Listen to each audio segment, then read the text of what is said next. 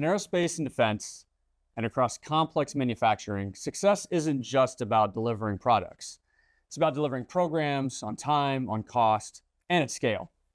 That's where enterprise resource planning, ERP, becomes critical, with capabilities like program and project-based manufacturing, integrated supply chain and procurement management, cost control, budgeting, and program financial transparency, production planning, scheduling and execution, and compliance, quality, and regulatory management.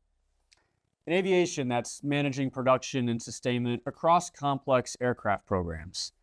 At sea, it's coordinating shipbuilding and long-term fleet support. On land, it's delivering and maintaining platforms across distributed supply chains. And across commercial industries, it's aligning production, supply, and financial performance. With next-level solutions from IFS, organizations can unify ERP with manufacturing, maintenance, and supply chain, creating a single source of truth across the entire program lifecycle. Because ERP isn't just about managing resources. It's about delivering predictable outcomes in complex, high-stakes environments.